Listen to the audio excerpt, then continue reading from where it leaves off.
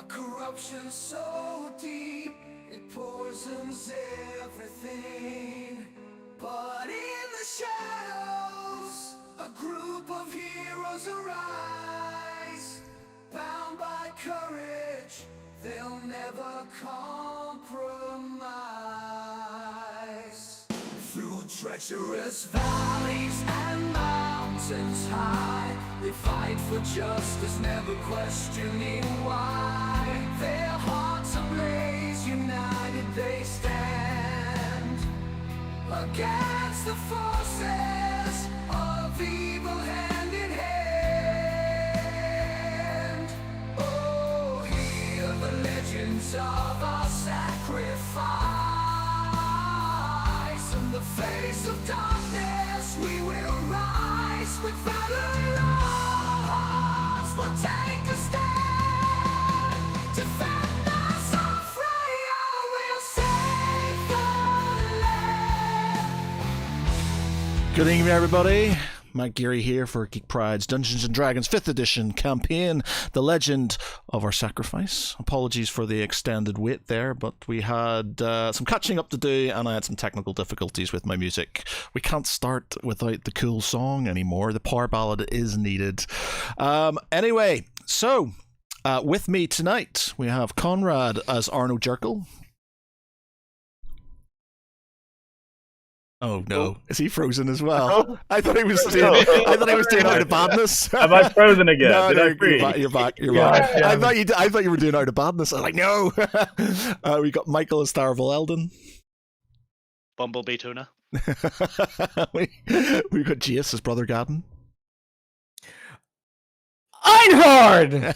And Finkel. We have Barty. Sorry, Barty. We have Lecky as Bartholomew Prinkle. I found Captain Winky. We have Marcus Lantz. I don't volunteer as tribute. And we have Vic as Saren Sanguine. Back in black, baby. Like a glove. The bitch is back, and that she's black.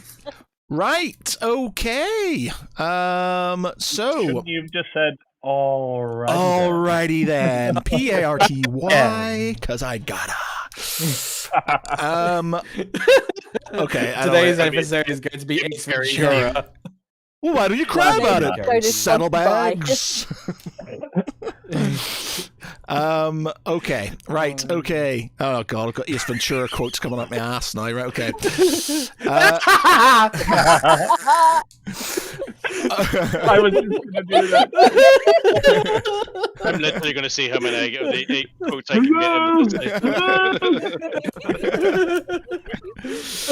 Oh god, this is going to be. Apologise in advance. It's going to be an interesting For God's session. sakes, Jim, I'm a doctor, not a bull man.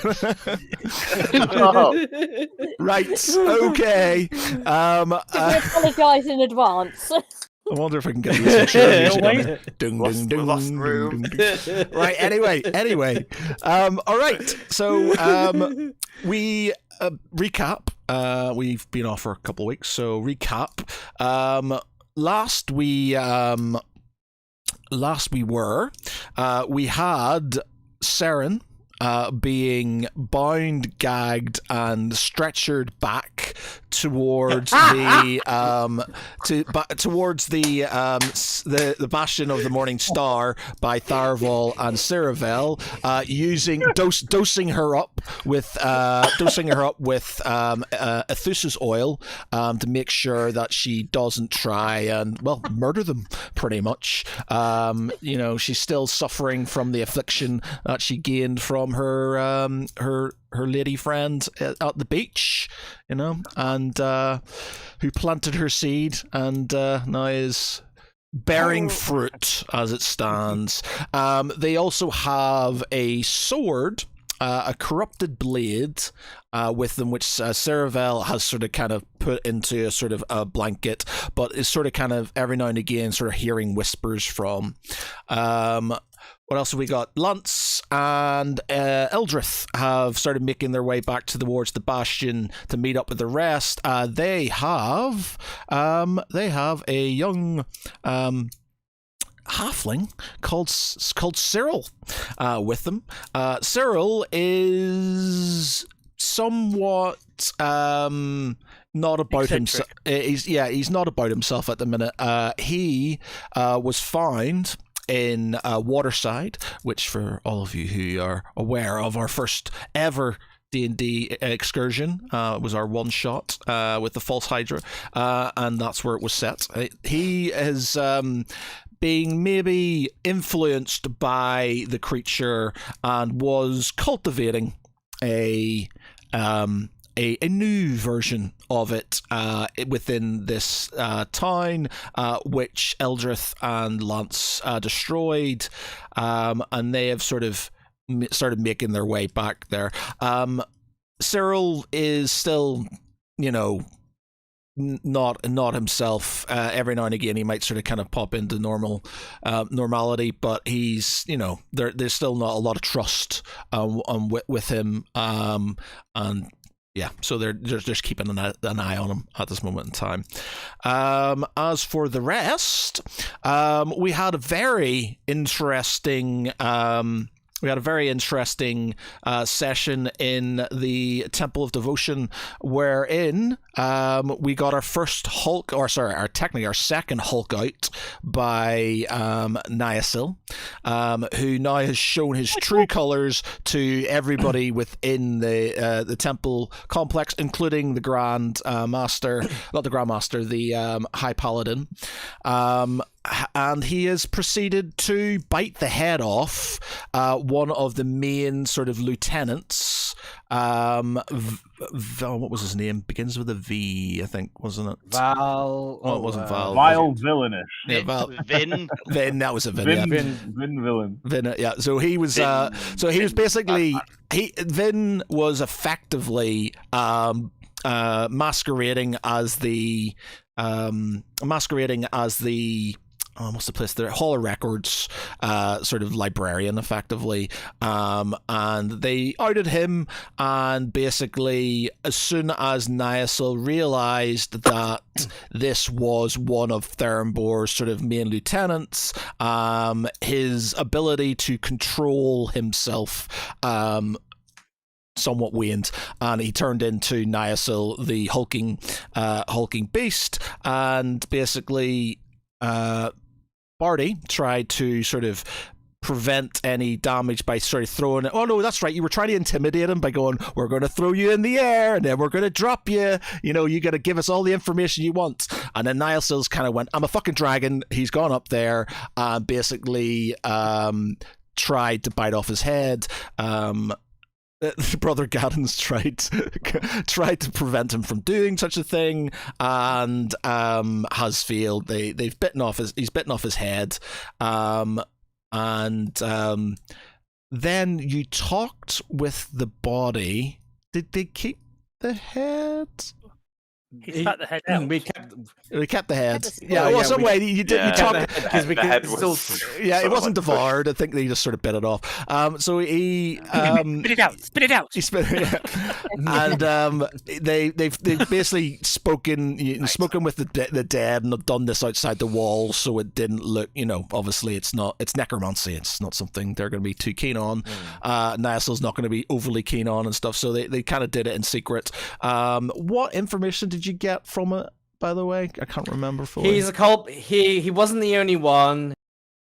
Definitely there to sabotage things. He did a lot more damage than he intended. No, I think he was the only one. Damage intended. He stole more things than he said. Right. Yeah. So yes, He killed my peeps as well. I remember that. Yeah, it sort of killed some people, and basically, taken some he'd taken some information and passed it on to his master, to his master about the sort of what was going on, and then I think that's pretty much where we left it from there, and that was it. So we have basically you guys still having just finished speaking to the head. And we took the soul and Barty took the soul of of Vin, and Nigel wasn't happy about it. Oh, that's right. Yes, but you So, kind of persuaded him it was for the greater good and stuff, and he sort of. Right. No. Good. Arno persuaded him. That's right. It was for Arno did the good job. was for the greater good, and he sort of kind of a partial blind eye to it. And yeah, that was it. So right,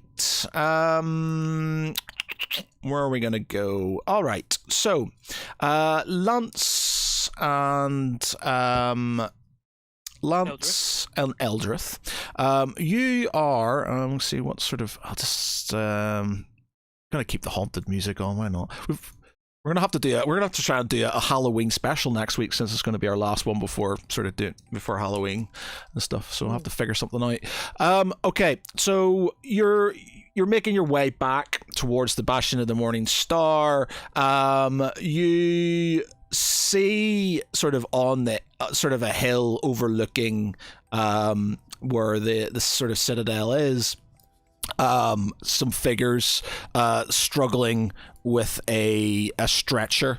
You kind of at a glance sort of seen a somebody falling off the stretcher and then sort of kind of being put back on, and the two figures sort of kind of laughing and arguing and general stuff like this. You say it again. Yeah, that's right. Yeah, and one trying to crawl away very slowly. And you make so you put one on. You put two and two together and realize this is potentially Tharval and Seravel and Saren. You guess, and you're obviously slightly worried that this could be something she could have been hurt. So you sort of make your way up towards them and catch them just as they're sort of they've got the stretcher, a homemade stretcher made out of sort of driftwood and sort of old sails and things from the beach, and you see Saren sort of conked out on this thing, tied down to it. Likewise, Theraval and Seravel, you sort of see Lance sort of cresting the hill with Eldrith, but then you see this sort of halfling sort of bound, sort of being trailed between them as they come up the hill.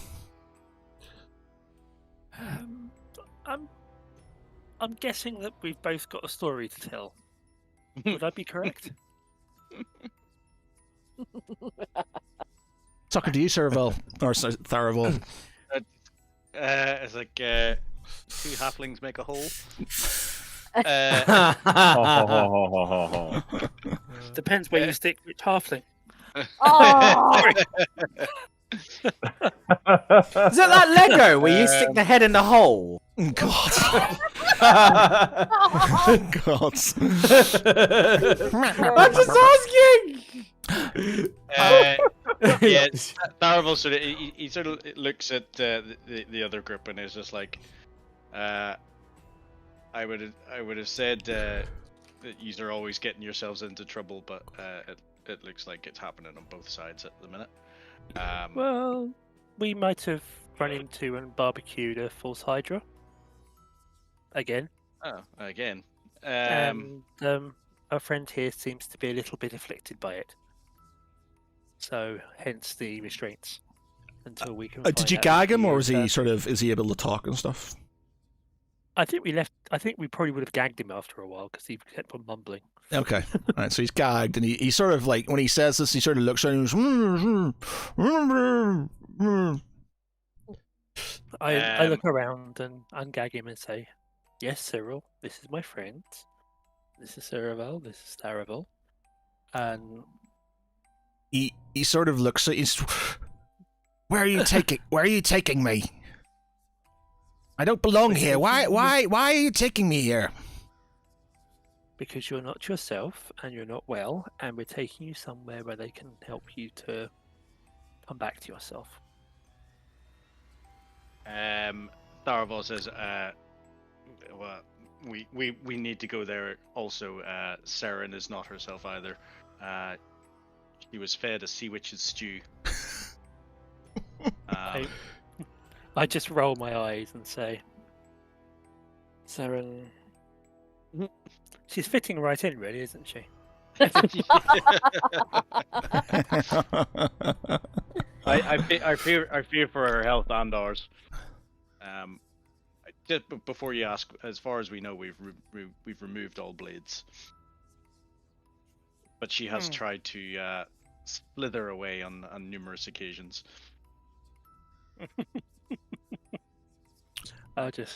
Yeah, well, we're headed in the same direction, which is good. We came across each other now, I suppose, rather than unexpectedly. So, shall we proceed for the moment? Yep. You dosed her again, hadn't you? So she's been given some more Ethusis oil. So she's sort of kind of out for the count.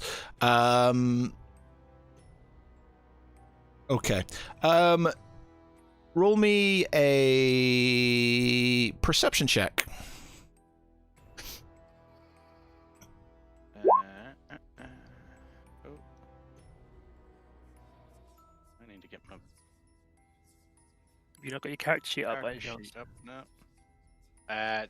Just one per character, or what?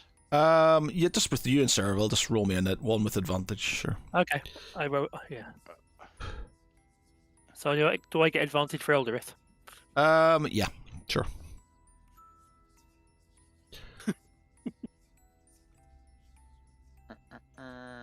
Perception. Where are you? There we go. If I were a perception, where would I be? Yep. You sort of clock Cyril talking to somebody, talking to himself, but like having a conversation, and he notices you looking at him, and then just sort of coughs and starts looking at the ground and kicking some stone and stuff like that, and then sort of says something about Saren being ill, and we should maybe go if she's ill.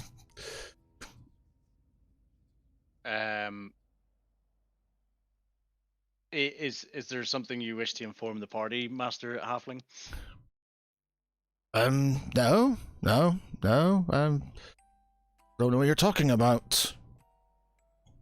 It seems odd that you were quite eager to speak, and now that we've heard you, you seem to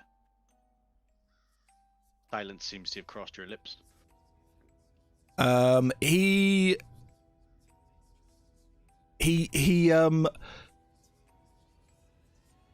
He just sort of does this sort of I don't know. I'm feeling a bit better now, I guess. Just whatever happened in Waterside seems to be sort of leaving my system.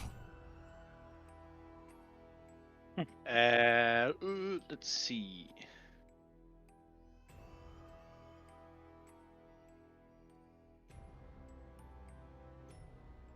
He sort of looks to the rest of the party and he says, have any of you heard him talking to himself? Why do you think or he's gagged? Someone else? Why do you think he's gagged? He never stopped talking for a while. It was getting quite hard and concerning that we'd be able to actually sneak up on someone. In the family.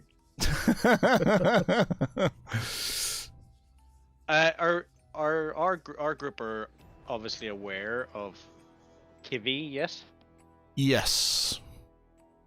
So, would it be right to assume that or for Tharavel and Ceravel to assume that Cyril could also have a? It's not a halfling thing, is it? What's that? If he's the brother of a halfling and he's sort of talking, it seems like he's talking to himself or talking to someone else that's not there. Or maybe do an insight on it. Well, you've heard him talking. We don't know he's the brother as yet. We just know he's called Cyril and he's. Oh right, okay. Yeah, you don't okay, know. fair enough. You sort of, yeah. Well, I'm gonna roll an insight as to whether he's basically being honest with us, as if what he's saying. Well, you're not. Yeah, you're not sure. Could be. He's, you know, he seems like he's being a bit cagey, but you're not sure if it's just because he's a bit awkward because, you know, there's a lot of people he's bound up. You know, you're obviously suspicious because why would he be bound up otherwise? But you've got your own problems with Saren and stuff, so you know. Yeah, I think Tharavel and Serval, they sort of continue on, but they maybe walk behind and just keep a sort of close eye on him. Sort of, you know, they seem to be paying more attention to him now. Okay. Are you all going to the Bastion then? You're all making your way to the Bastion. Okay. Okay, so you sort of make your way towards the Bastion of the Morning Star. Lance, you sort of kind of make the way, and when challenged by some of the guards, you present your badge of office. And they sort of salute, and you sort of make your way in. Captain Girk isn't there. Guard Captain Girk's not there. Some of the main guys aren't there. You've just got sort of a garrison. Effectively, he's out sort of patrolling with his men, trying to sort of make sure that the coast isn't being sort of invaded. He's just sort of generally doing what he does. So you've got general garrison units there currently. You know, you bring both Saren and Cyril in with you. Is there anywhere specifically within the Bastion? It'll have most things. It'll have an infirmary. It'll have sort of armories. It'll have most sort of things that these places would have if you want to go to any of these. Shall we take Saren to the infirmary and get her checked out? And I'd like to get Cyril checked as well, since he'd spent quite a while in Waterside before we got there. Wasn't very healthy. Right. So you take them down to the how are you? Who's going where? So like it's sort of narrowish staircase. What position's everybody in?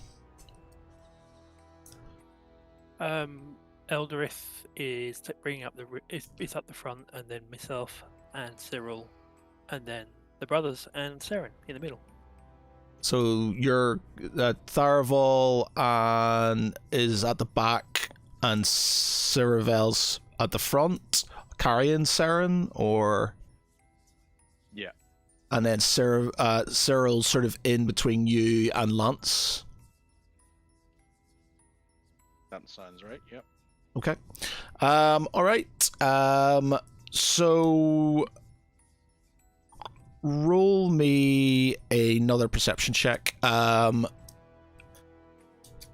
roll me a perception check. The only people who are going to have okay, you hear something anyway, even with disadvantage because you were hearing. So yeah, Tharavel. Yeah, you're fine. That doesn't matter, actually. We can do it. So again, you sort of hear him mumbling, talking, telling it, not right now, leave me alone, you'll get us in trouble. I kind of stop and turn to look at Cyril and say, "Is there something you would like to share with the group, my friend?" He stands there and he says, I don't know what you're talking about. Well, that's the problem, is that I want to know what you're talking about. He says, honestly, I don't know what you're talking about. I smile and grab him by the front of his tunic and lift him off his feet so he's at eye level with me and say, "What's the meaning of not now and you'll get us in trouble?" Roll me intimidation. I've had a lot of trouble. Roll me intimidation. Okay. Drip, drip, drip. He's yeah. his bowels evacuate. He is All over, lads. yeah. Holding he him there, mate, on the floor. he says that how am I going to do that? How did I? I'm just trying to think how. He found Captain Wiki! Mr. Kanish. Goodness.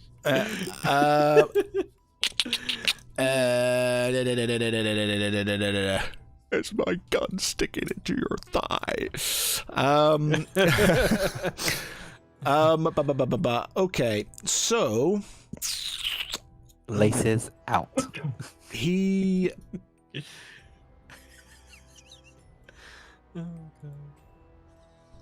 he says, I'm just hearing some voices. All right, I haven't been myself since since that place. I'm trying to stop them. I can't help it. It would be nice if you were a bit more open about such things, but we're going to the infirmary and we'll hopefully be able to get some idea of whether, and past that we'll talk to others and we'll try and identify what the cause is, because where you were and the creatures that were around are not very good for the brain, shall we say. But you need to talk to us. The only reason I'm doing this is I want to help you. Oh yeah, of course, yes, yes, of course. I look at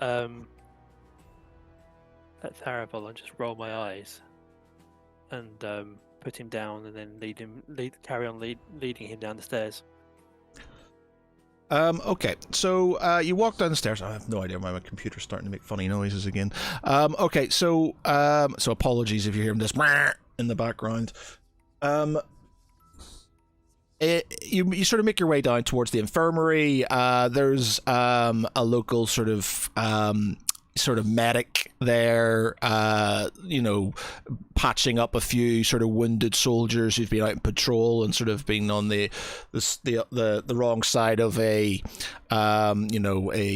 demon sword or some terrain. He's just sort of kind of patching them up. He sort of looks at you and says, "All right then, who are you? I'm busy. Can't you see?" I take a deep breath. I step forward, get right up toe to toe with him and say, "Good afternoon, friend physician. We have a couple of patients we're wondering if you could have a look at. One seems to have ingested the produce of a sea witch and is acting out of character. The other is possibly still under the influence of a recently deceased false hydra." A false waterer? A false waterer? What are you talking about? I smile and say,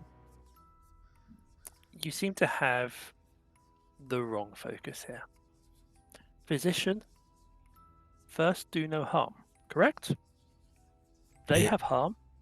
You're a physician. I am asking you to spend some time to look after them, because otherwise we're going to get on very badly, and when the good guard captain gets back, he and I are going to have a chat, and he's going to get on very badly with you."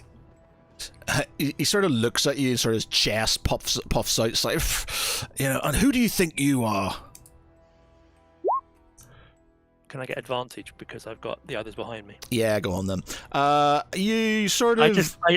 Yeah, carry on. I loom over him, and I pull out my rank insignia, and I literally jam it up one of his nostrils and say, "I'm the poor son of a bitch that's having to rely on you having a clue to look after my friends here. I'm also the same poor son of a bitch who, should I get the impression that you're not going to do your job properly, is going to be doing some interesting studies on the application of fracture clinics to a medical professional." he stands to sort of like a very strong salute. You can like sweat coming down. I'm sorry, sir. I didn't realize. Apologies. Of course. Lie them down over there. I'll get to them straight away. Apologies. I'm sorry. That wasn't so hard, was it? He sort of ushers out the other ones, gives them some like little bits of balm and like a healing potion or two, and then sort of kind of shoos them off, and then sort of puts down. So who am I looking at first then, sir? I wave Tharavel and Cyril forward. So Tharavel and Cyril like sort of place the stretcher on the table, and say, as basically explain that a witch a sea witch seemed to have concocted a stew that our friend imbibed, and as of that point she has not been herself, and has tried to kill us on numerous occasions. He sort of looks at you with a sort of quizzical sort of frown on his face. He starts to examine Saren, and says, "What have you given her? She's fast asleep. I can't seem to get her up." She's under the sleeping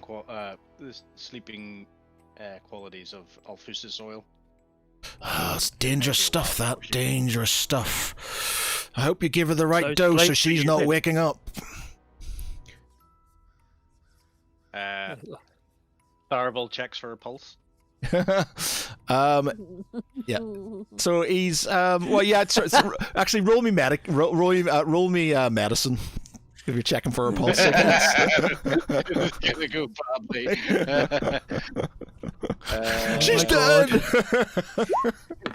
She's flatlining. I think she may have gone into shock. Yeah, you start sort of like you kind of go you check for a pulse, but you're like checking the completely wrong place. You're just sort of like putting your fingers on random places on her thing, and the guy the medic basically just goes, "It's here," and he sort of pushes your hand down to sort of kind of her wrist, and says, and you feel sort of a very faint pulse, and he sort of checks it and says, "Well, she's alive, I guess. Right, I'm going to have to wake her up." So he goes off and he finds some smelling salts and things from the sort of his apothecary table, I guess, sort of in behind, pottery barn apothecary table, and sort of comes back. And if you know, you know. The one from the 1700s. And he sort of comes back and he sort of puts it under her nose, and she sort of kind of gasps and wakes up. Saren, you're about yourself. You're not aware of anything that's sort of happened. Really, you were on the beach, and now you're here, and that's sort of kind of where you are at this moment in time. Okay, and I'm still like bound and what have you. Yeah, I'm you're not bound. gagged You're not bound or gagged. You don't have no idea why you're bound or gagged and where you are. It's a bit of a shock. I look round and I see the guys like.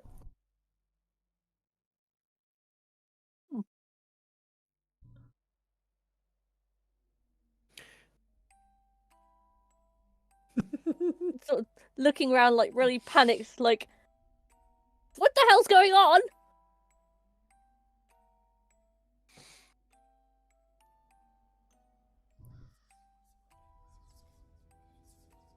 You gonna answer her? Oh, was that at me? Yeah, yeah. Okay, just In general, to be quite honest, is like I'm Alright, sat there okay. like. Tharavel sort of puts his fingers to his mouth, or to her mouth, and is like, "Shh." It's okay. So the doctors, looks at Saren and says, "All right, Saren, is it? How do you feel? You're not gagged. You're not gagged. I'm not gagged. You're not gagged. I feel all right, I guess. Roll me a constitution. Roll me a constitution. Am I gonna throw up on him? So he gives you something. He says, "Right, try some of this," and he gives you some substance which doesn't taste great. Roll me a constitution. That's a good constitution. You drink it, and it just you feel all right. You feel all right. There's nothing nothing comes up. He sort of looks at you and says, that's meant to have made you sick. And he says, and you feel okay? Yeah, I feel fine. That tasted disgusting. You need me to be sick then, I guess. Yeah, he just says, he sort of looks at the guys around you and then says, apologies, and he jams his finger down your throat. He's literally about to turn to the guys and say, one of you stick your finger down my throat. And jams his finger down your throat. Roll me another constitution save. He does, and a little bit of a little bit of sort of greenish bile sort of comes up, but apart from that, you haven't thrown anything up. He just says, whatever's there is in her system now. I can give her something to keep her sedated, but I haven't got any. I'm not a religious man or a magician. I have no magic. I'm just a medic. So it's beyond me if this is anything magical. I can only provide you with something to keep her happy. Something a little bit less dangerous than Althus's? Yeah, it's something where she'll be about herself, but maybe not about herself, if you get what I mean. She'll be somewhat tipsy. You're giving me ale? Tipsy we're used to. Yeah, he said, yeah, kind of. But I turn to the others and go, get me drunk. He sort of Get me drunk, and I will throw up. He passes you a sort of large flask of something that smells strong and tastes stronger. So roll me another constitution. Come on, She might turn puke, Scottish, by the way, puke. because she's got something haggish down her throat. Gross. Yeah. So, well, no, because this is you just get really, really drunk really quickly. You're like, you feel completely sort of you take this strong smelling stuff and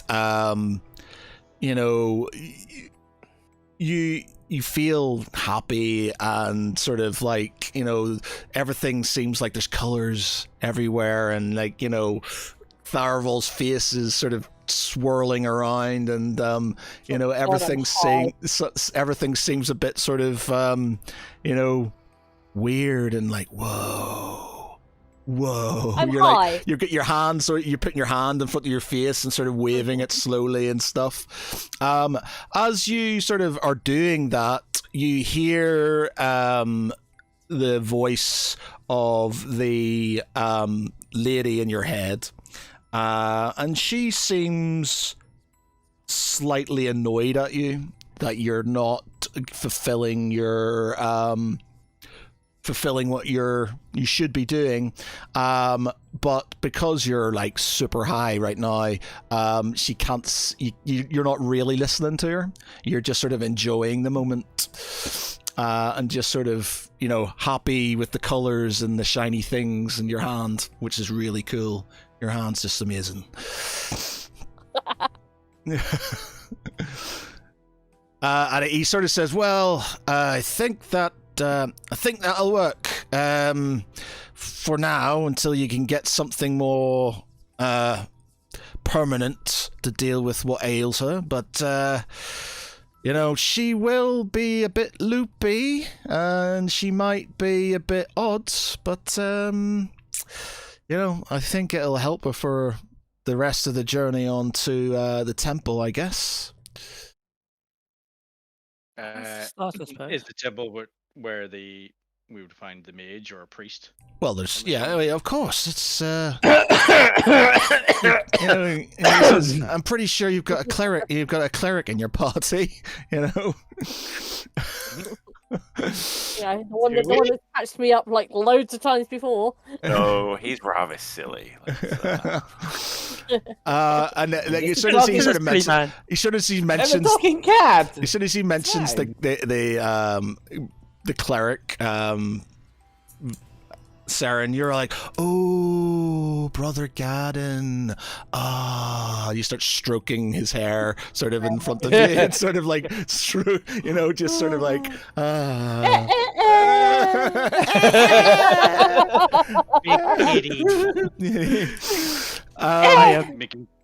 tapped Arabon on the I tapped Arabon on the shoulder and leaned down and whisper in his ear, "Cheap date." Oh God. So right, yeah, and he says, "So who's next?" He just says, "Who's next?" Brother Cyril, I just wondered if you could give him a bit of a check over. He was under the influence of another creature, but he was also hanging out in a somewhat disreputable and damaged town for a while that had all sorts of things growing and crawling around, and he doesn't seem to quite be himself. So I thought it would be good to get a position to check and make sure that he seemed not to have anything obvious wrong with him. Okay.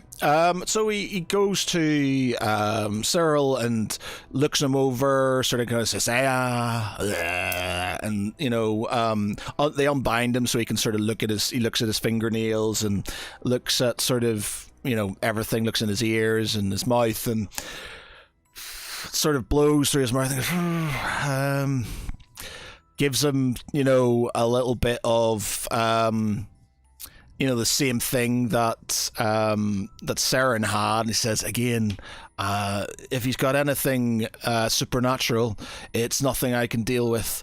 I've given him some of this as well. I'll see what he's like afterwards. I'll roll. They're basically drugging us until we. Yeah, he's not as bad as sort of Saren and stuff, but he's slightly sort of more compliant, I guess. That's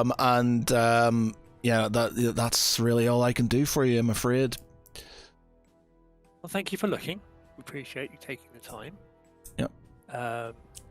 And apologies for being a little bit grumpy. It's been a bit of a day. Yeah. And that's no problem. So you sort of start making your way. Are you leaving to go to? Are you sticking around for a bit? Are you leaving to go to the temple? I turn to the others and say, do you think it would be good for you guys to get some rest in before we move on? Obviously, I have certain advantages there. Well, we don't really need a lot, but is it maybe better to get these to the temple as soon as possible? It is less true, time to less time to babysit. If that's the wish of those of us that are sober enough to make the call. Yeah, he he says, all right, he lets you go, gives you a little bit more of the sort of kind of liquid that sort of he gave them both, just in case.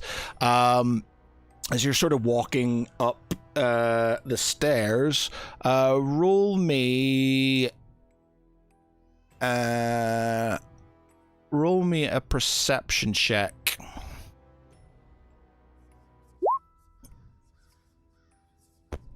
Okay, Tharval, Ceravel.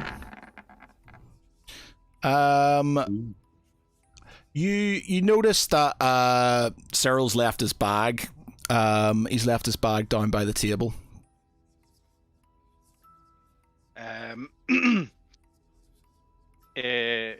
Is that satchel yours, Master Halfling? He says, "Oh yes, yes. The medic sort of trips over it slightly, knocks out some contents. It's like an old bottle, some little bits of some old coins. It's got sort of just lint and bits that sort of kind of spew out over the ground and stuff. And he says, "Oh, I'm sorry," and he sort of kind of pushes it all back into the bag and then hands it off to Cyril. And Cyril just sort of gives him a bit of a dirty look and then says, "Thank you," and sort of holds on to it, to his chest, and then starts walking up the stairs with the rest of you. I'm gonna roll an insight as to Cyril's sort of attachment to the bag. Is he concerned about it, or is it,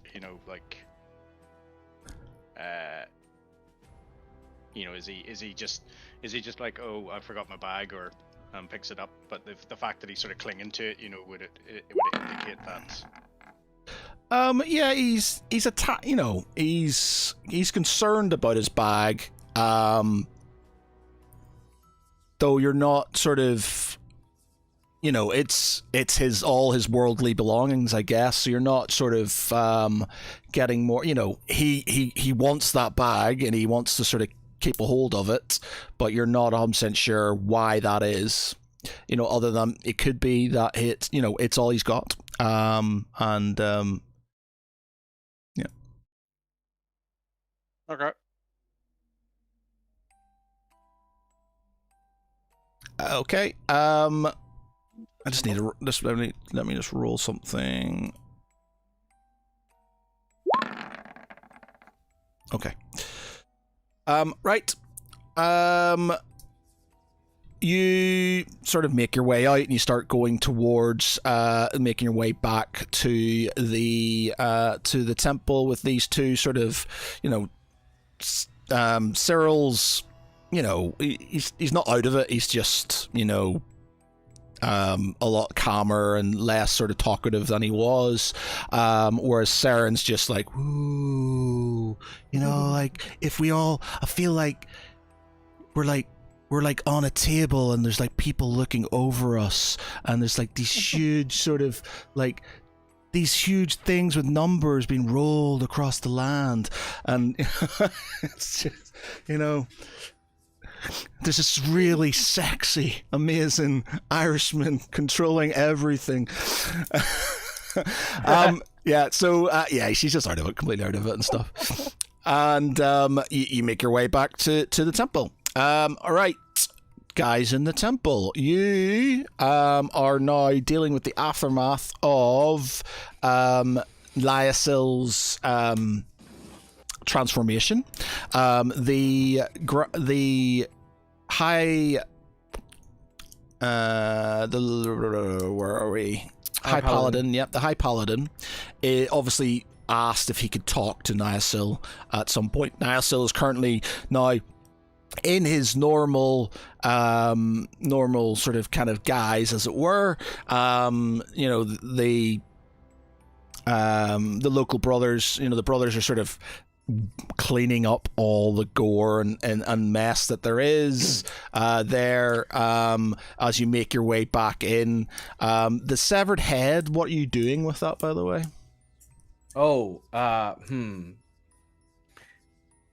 Gadden casts Gentle Repose on the head, puts it in a cloth, then puts it in his bag of holding. Okay. Yeah, okay, that's fine. But we've got everything else of his body, right? Niasil sort of looks at you and goes, Oh wait, no, we don't know. I remember we set it all alight. Did you set fire to it? We set fire to the body because we didn't need Yeah. the body anymore. Yeah, Yes, I cast Firebolt on it and then I set it. Oh, alight. Okay, all right. So you've got no body then. That's fine. Okay. So you sort of make your way back in, and I'll just make the assumption that these things are all sort of coinciding, and as you do, the rest of the party sort of kind of walk through the gates and come in and sort of see you, and Niasil sort of kind of bows his head, but is looking as, you know, sheepish as always. You see Saren just sort of on this sort of kind of stretcher thing, you know, looking at the sky and then being really happy to see you, Brother Gadden, and stuff. And she's all like, "Come to me, brother. Come to me, brother." And he doesn't even hesitate. He doesn't even blink. Cast remove. He just cast remove curse on her. Let's see if I find it. He knows. So from experience, historically, she would have done something, touched something. There we witnessed it all with Niasil on the door already as it is. So without hesitation, he will have casted. Plus, we have history together anyway, so you well, know. yeah, because you don't know. She might be drunk. No. Like usually the way that they greet each other is level of disdain. So the fact that she's all like, "Come to me," he's like, "Nah, there's something wrong, bitch." So he just it doesn't mean she won't still be drunk. No. Well, even then, the practice would have been right. He's still gonna cast remove curse on this on her. So give me a second whilst I try to find remove curse. Where is it? You have it prepared. I usually have it prepared. I just can't remember what this thingy it is. Jesus Christ. He won't help you. Let's remove curse. Carry on though. Whilst we're roll talking. me a Constitution, Saren. Okay.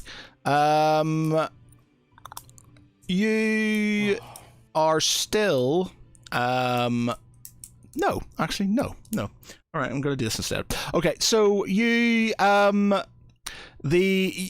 you find yourself sort of in your house in Ewin Falls, and your mother's scolding you for being drunk yet again, and that you have to be out there helping your father, and she sort of kind of throws some water in your face, and that sort of kind of wakes you up. As you sort of wake up, you find yourself in the temple, and then you hear the voice in your head. Now, kill them all. Just realize I don't actually have the spell remove curse. It's something it's the closest thing I have to it. Actually, no, I do. Shit, fuck off. Yeah, remove curse. Pardon me.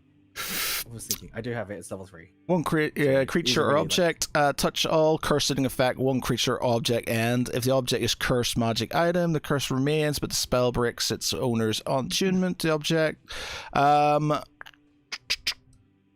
Okay. Yeah, alright, fine. You need to roll me a DC. You need to roll me an 18. What's the save on? The save What will she have to save on? Wisdom, right? Wisdom, yeah. Roll me a wisdom. Crit Will be pass. wisdom Crit saving throw. pass. Oh. Okay, yes. 18. So as you hear, as you hear, kill them. You hear this sort of mighty scream as Gaddon just sort of kind of puts his hand on you, and the sort of you get this sort of image of this sort of creature just burning, sort of just suddenly burning on the shore that you were at. The sort of illusion of your family at home and your mother sort of dissipates, and your head just suddenly clears up, and you're about yourself. You feel fine. You feel completely normal. It doesn't remove the effects of inebriation, by the way. She still might be a bit drunk. Okay, right, fine. Yeah, you're still drunk then. Was it alcohol that I was given, or was it just a potion? Well, no. To be fair, she isn't drunk anymore because I gave the nasty crone thing an advantage for basically sobering her up so she could take control. So that's fine. She's sober now. Cool. Yeah. Okay. So I sort of like come to, and I wake up. I really want to be sick on Tharavel's feet, but I'm sort of look around like, what the hell happened? This time around, I don't think it was like a poisoned ale that you took from one of the people that have a mark on you, maybe. Tharavel, what the fuck happened? I remember the beach and not much else. Oh. Just looks at Arno and Marty, and then the other two is like, did you swallow some semen? Oh God. Before Really, guys? Before there's any more Chinese whispers, Tharavel and Saravel sort of step forward. Whoa! We were nothing to do with this. I'm sure you were, but how comes it is that she goes to the beach and she suddenly gets completely concussed and sounds... Niasil sort of steps forward and says, "Did you take this lady's honor?" And he sort of kind of... No. And he just puts back that. He just touches Niasil on the chest and says, calm down, big boy. Just a joke. Familiarity. You'll learn eventually. Don't worry about it. It's fine. It's a joke. It's a joke. It's a joke, okay? My lady, I hope you're okay. He looks. I'm fine now. I'm fine now. Tharavel looks at Niasil and says, "There is no honor amongst thieves." Oi! And then he just goes, no, and he's like, no. Niasil just looks at Brother Gaddon. His eyes sort of kind of flash, sort of like gold, and he just stops and he just put Niasil again. Arno grabs Niasil and he just says, "Come, Niasil, let's go and speak with the High Paladin and remove you from this situation." And he kind of takes him by the knee and beckons him over to start. The knee? He turns back to Gaddon. Yeah. He turns back to Gaddon and he says, "If we're not back in 5 minutes, wait longer." Okay, good. Alright, have a good... see you later, Nigel. Winks. It turns around and he says, "Please don't do that again." Because he turned into a dragon and fucked up some... Well, just one person, but yeah. No, don't. Seriously, he takes things literally. I'm patting myself down like, where are my weapons? Where are my weapons? We have a rage monster. Anyway, Saren. So we met a witch who tried to feed you, and you ate her stew, and she turned into a salty sea monster. Okay. Yeah, you were in La La Land. Then you were drunk for a bit, and now you're here, and you tried to kill us. Hey, again. I tried to kill. That sounds like me. That bit does sound like me. The rest of it, not so much, but that bit, yes. So, can I have my weapons back? Just looks at Tharavel like, please, not today. I got Blood Guilty Gaming yeah, says like, thanks. yeah. Sorry, you got Blood Guilty Gaming liked, subbed, and shared. First time viewer. Well, thank you very much. Cheers. Welcome. Yay! Right. Sorry. Carry on. Tarvel, they pass back her weapons and equipment. I can see it now, can't you? Um, Another. Just like more and more knives. Arno, obviously you roll me a because I've already gone. Yeah, but Cyril's walked in with them and stuff, so I'm not sure if you just ignored him or not recognized him. I imagine he would have been stood behind Lance or something. And Yeah. Okay, roll me. Yeah. Okay. Yeah. We'll. I'm stretching it out, Matt. Yeah. Okay. Cool. Okay. Cool. Although, having said that, can Gadden roll on perception? You can roll perception if you wish to. Because obviously we're not like halfling isn't, but I imagine Gadden and Lance are similar. Well, you're going to see him, unless he's walked in. We'll say, I don't think you need to perceive that he's there. He's there. Yeah. It's just I think obviously with Niasil, you're not really paying a lot of attention. You're just paying attention to Saren, and so Arno just sort of kind of realizes that Niasil's potentially going to rage out, so he sort of ushers him off pretty quickly and doesn't really realize that his brother's that was the idea. Yeah, his brother is there. So okay.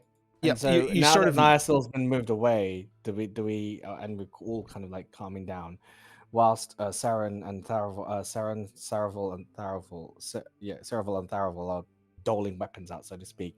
Do we then see clear sight of? Yeah, you see him, and you see another halfling. You see another halfling. He's bound by the hand, and sort of, just sort of looking around himself slightly sheepishly. And then he looks at Lance, and he just looks at I, and sort of like mouths. And I can roll performance for this if you want. And he's like mouths the word Cyril. Do you know about Cyril? So, Do you know about? Oh, you would? Yeah, of course you do. Yes, Yeah. Of course you do. Yeah, Cyril, he knows well into it. Yeah. Especially Gadden. Like Arno's been spending time with Gadden and giving him sort of more insight into Cyril's roll me character. a history check to see if you sort of recognize you sort of see his traits and sort of put two and two together. No, because the only reason why I'm arguing this is when he went and pulled out Arno from the Somnian Enclave in the pool, he saw Cyril. Yeah. So that's the only thing. But I can do history. Yeah. I'm going to argue, can I do that at advantage, because I would know I have a spitting image of him. Yeah, go on that. Yeah, go on them. Right. Yep. Okay. Yeah, you sort of look at him.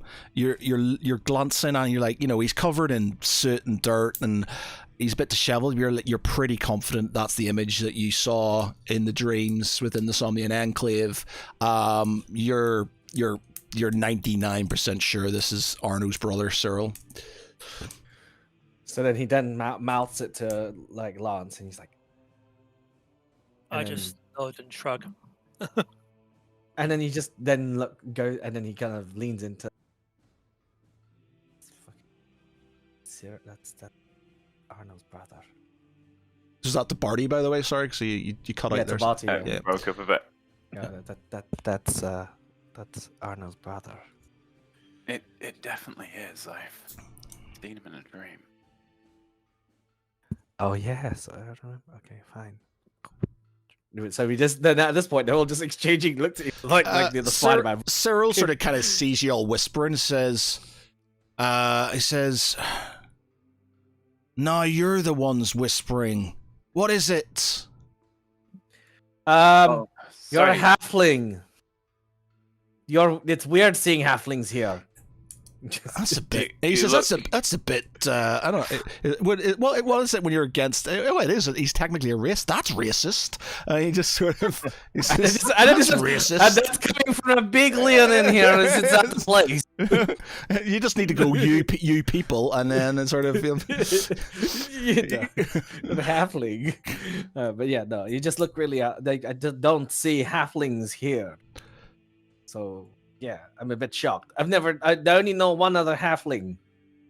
People are so small.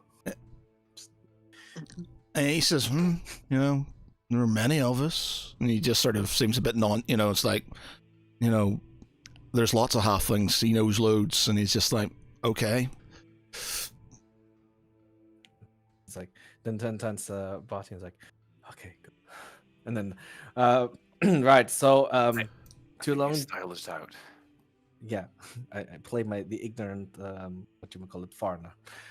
So this so long story short, we had an incident. We found that there was a traitor in the midst, and we just need to make sure that we've cleaned up. So good thing that Arnon, our friend Deniasol, is going to head.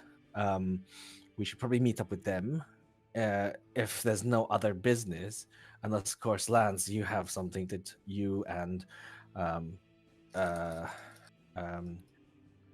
Jesus Christ, names Eldrith. today. This is Eldrith, yeah.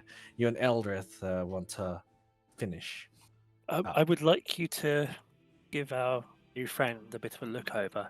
Oh, I was forced to we were first to deal with the horse Hydra at Waterside, and he was under the influence, and he seems to be hearing things that aren't there. okay. So, false hydras. What do I remember about them? Roll me a history. Yep. I fucking know nothing. Nothing. Yeah, you've never heard of them before. Actually, is that crit fail? Is that a pass? Is that a 1? It is a crit. No, it's not. Yeah. It is a crit fail. Shit, yeah. You're like, I know everything about false hydras, but you're like thinking about like normal hydras and stuff like that. It's Yeah. Was he bitten? And you're sort of, somebody's going to have to suck out the poison, and you start inspecting him for for bites on him and stuff, and he's like, get away from me. Can I help? Good God, yeah. Are you gonna give advantage? Yeah. Otherwise, just you can have the advantage with him and stuff. Sort of like. Okay, so I'm thinking of the Hydra. Yeah. Because I didn't hear false or something like that. Then Barty can interject. And that inspires me. Yeah. 19. Yeah. So you've done some reading and you've seen a lot, you've been to many libraries and such, and you know about their, some of the incidents that have happened, in Cragmere and in Waterside especially. These things are, what's like a plant invasive? They're invasive creatures. They are like a plant in a way, in that a small sort of spores and things can settle and be dormant for ages, and then suddenly just appear depending on and it's all based on emotion and on sort of strong negative emotions that sort of help them grow, and then obviously with that, when they get a foothold in an area, they start sort of using the people as a way to sort of spread and feed. So would this be classified as a poison or a disease?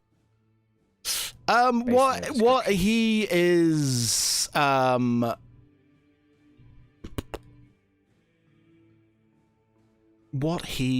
what ails him is neither a poison or a disease. Interesting. Right. It's a mineral. This is fucking insane. Right. He stretches his knuckle, and then flexes it. He says, "I'm gonna have to do a particular piece of magic that I haven't done in a while. And I did this the last time and it failed miserably because we were under the influence of some stronger magic. This time around, pulls out a little satchel with diamond dust. And then he goes, Mr. Halfling, I'm going to need you to give me your hand, and I'm going to do something. And he whispers, he looks at you and he says, no, and he starts backing off. Okay, so then do you want to continue hearing the jibber jabber? He says, I don't know what you're talking about. Leave me alone. Don't give me this. And then he sort of he kicks you or tries to kick you and run off. So I'm just going to roll. Dexterity. Oh, okay. Yes, go Cyril. Go Cyril. So he basically, as you're sort of going to go on, he that's just a standard roll. There you go. No modifiers or anything. So he literally, you go to sort of he sort of hits your hand away, kicks you in the shin, and then starts, basically runs sort of under your leg and starts going out one of the doors to the where you are, and starts running off. Oh dear. Okay, There we fine. go. We're going to have to do this the hard way. So that he rubs his shins and he looks at Barty and he says, I don't have any like restraining spells. So once in one day, this is becoming a habit. And he'll look up, no. be like, and cast telekinesis, and just very gently hold him like a foot off the ground. Okay, roll me before you can do it, because obviously it's quite fast and he did get a nat 20, so I need you to roll me a... It's a 60-foot range. But yeah, so... He's fast, but he's short, so his footsteps are smaller. Yeah, but I'm just saying, it's yeah, more to do play, with you he's could done outrun something it, before you react, so he's done it and then buggered off, sort of thing. Yeah. So I need you to basically be able to sort of, roll me a perception to see if you sort of kind of pick up on what's just happened in time. If you get it, then no, you don't. Okay, so you sort of. Oh, it's not 1, is it? No, it's an 8. 9. Okay, so that way it stops you from burning the spell, because that's a high level spell. Yeah, so he sort of. Oh, that's true. That is true.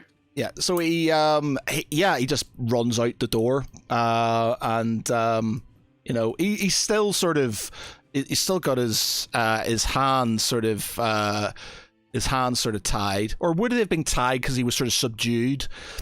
What do you reckon, Lance? Would you have tied him up if you thought he was subdued? Yes, because he'd been acting erratically. He was tied up already? It's whether you would have untied him. We wouldn't have untied him. No, he was untied. He was untied in the. Yeah, you untied him at the Bastion. Yeah, we untied in the Bastion. No, the medic did. Untied him so he could examine him. He was examining his hands and stuff, so he untied him. So he's untied, and then he gave him sort of stuff, and he was. I'll tell you what. Give me roll me an insight. And if you get a high enough one, you'll kind of like, still not feeling that he's trustworthy enough. So roll me an insight. Who's rolling? Sorry. Lance. Okay, yeah. So you're not fully. You're still not fully kind of trusting him, and you've still tied him up. So you've given him a tie. So he's ran off. He's got his hands sort of in front of him, tied up, and he sort of kind of runs off to try and find, try and escape, I guess. Well, this is awkward. And Barty will fly after him. Oh god. Gadden will probably give chase. Just hoping that I can close the gap. It gives me a speed of 60 feet. Okay. All right. So he's sort of kind of flown out this door, and you've gone after him. He's as he's gone quite quickly, he's seen you coming after him, and he's sort of looking behind him as he's running with his hands like this, and he's just gone whack and hit into this sort of solid object in front of him. He sort of kind of falls back onto his onto his butt, and he sees sort of this like very ornately, heavily armored sort of man sort of turning around, looking at him with these sort of kind of golden eyes, and then this head of another halfling sort of pops out from the side, from the side of his leg, and sort of just looks at him like intently.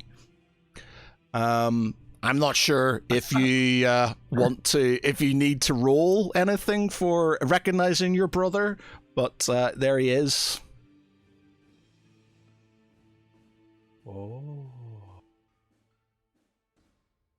Who's around with me right now? So it's you, Niasil. Barty sort of kind of giving chase. He's bumped into the back of Niasil. Screaming down the corridor. Yeah, and you kind of see Barty flying down, chasing after him down the corridor. The Cyril sort of gives you a glance, then looks back at Thomas. Looks back at brother. Fuck, what am I doing? Barty, and then Barty, and then sort of gets up, starts looking around himself. He sort of mutters something to himself, and then he tries to sort of run off again. Let's see.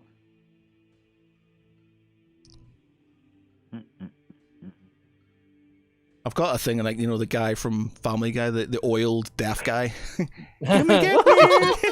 Come and get me! So Arno initially will turn to see what the kerfuffle is with someone slamming into Nisil, and then just be like, "What is the meaning of this?"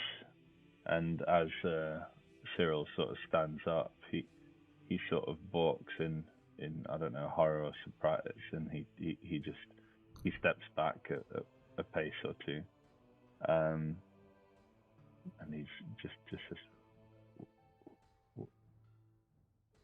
and he starts looking around. What is the meaning of this? And he's like looking around, trying to see if he's in reality or fallen to some wisdom saving fail spell. Right. Okay. I'm just going to roll another dice for Cyril here. Yeah, he's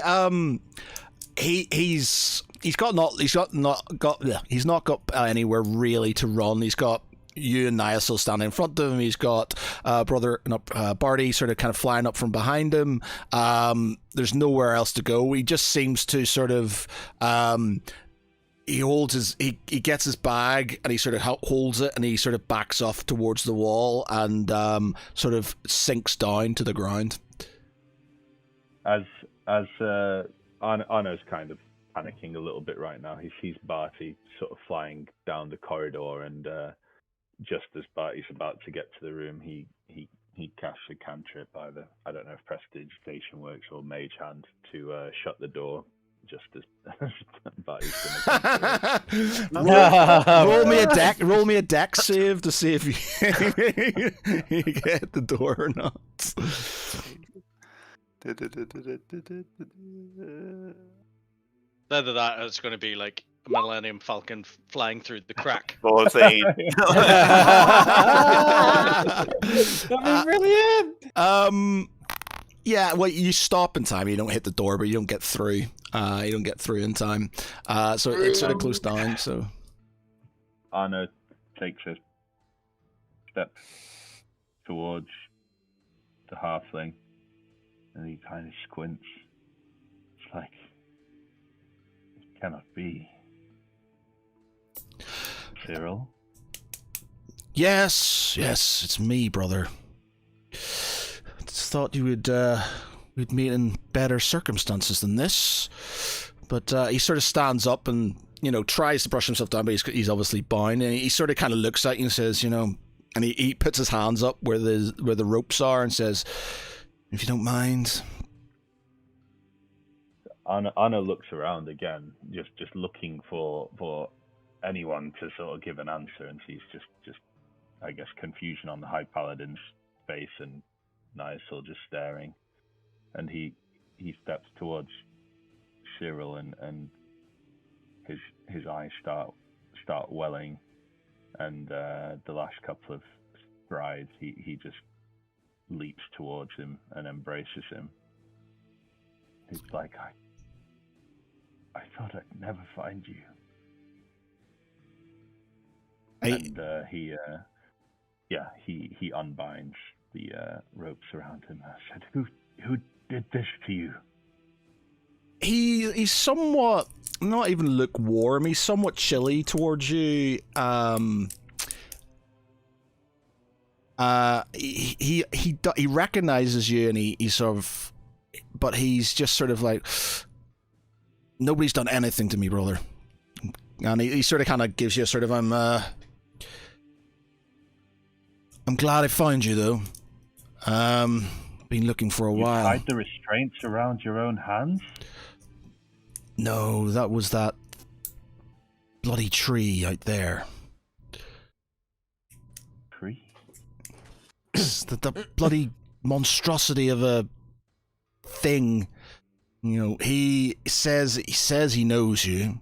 Tied me up. Lance? I guess that's what they call him. Yes, Lance. This makes no sense. How are you here? He says as he like cuts the bindings off his hands and sort of takes him over. Are you hurt anywhere else? And he says there's a funny story about that, brother. And he puts his hand on you, and then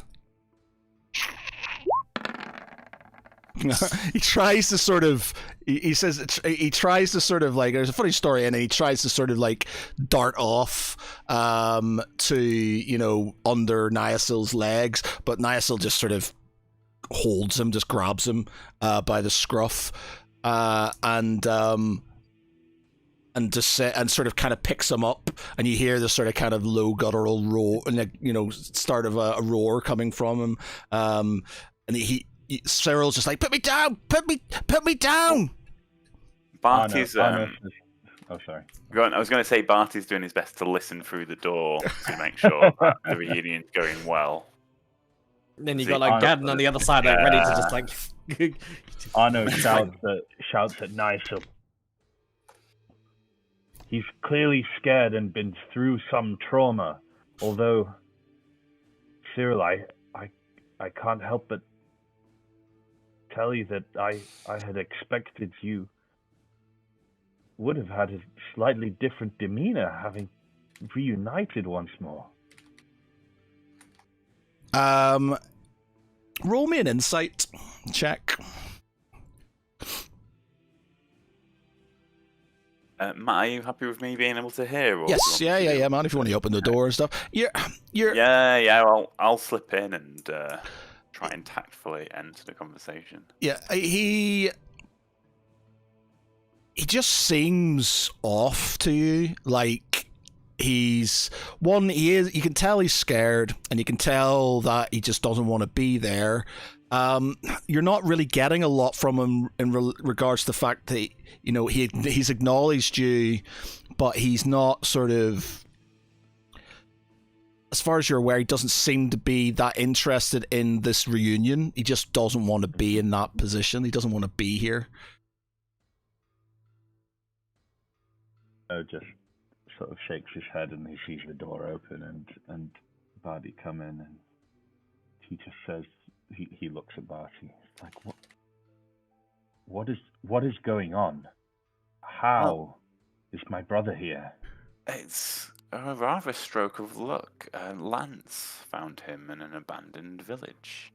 And tied him up, I know. Yeah, yes. Unfortunately, the other resident there was a false Hydra. And we feel there may be some sort of lingering effect. At which point, Gadden's caught up, and he's just burst through the door, and he goes, "Do you have him?" Oh, you're gonna go, you little shit! Oh, hi, Arno.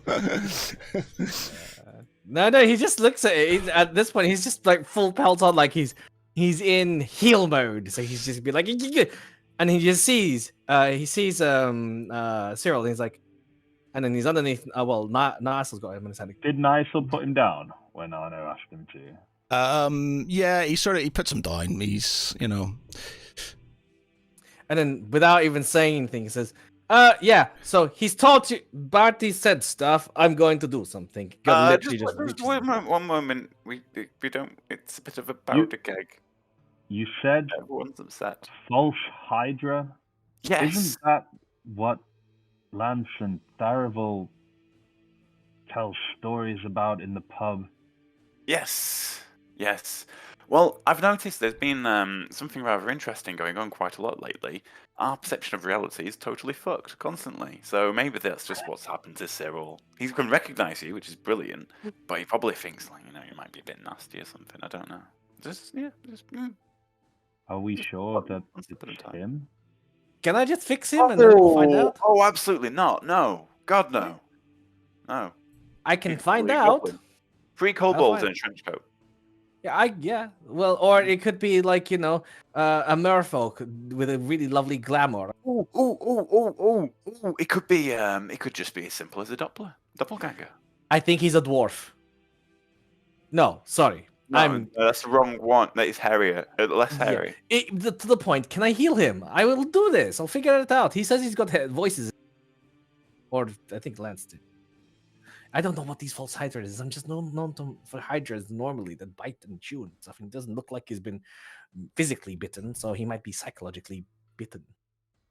From what I know of false hydras, from what I heard the others talk about, this is not a mere hydra monster. This affects the mind. That's why I'm gonna something that I feel like Hansels find trouble with. He looks at Cyril and he just asks him, Will you let my friend at least try and heal your woes?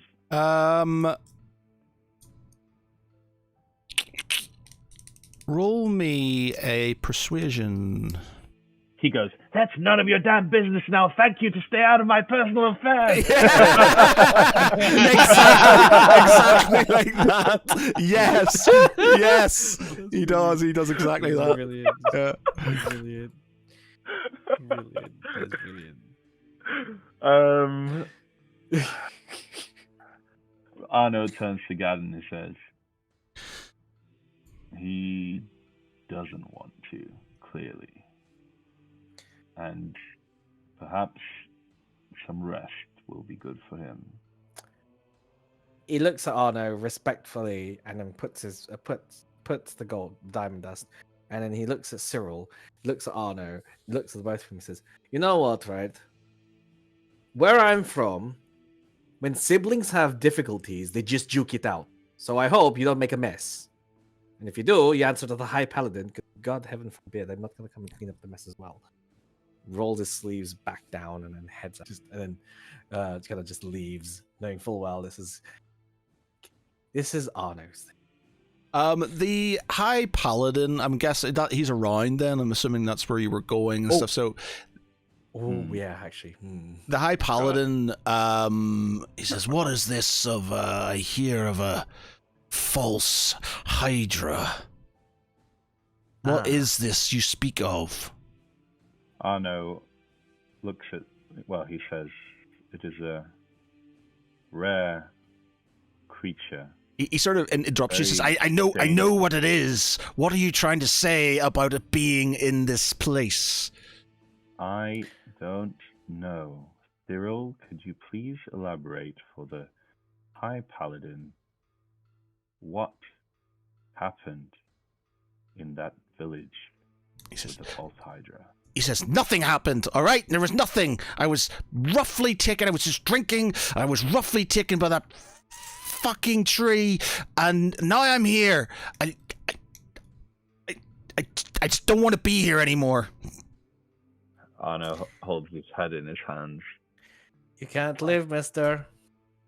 Mr. High Paladin, Lance encountered one when he was out in the wilds. He destroyed it. There's nothing in the temple to do with it.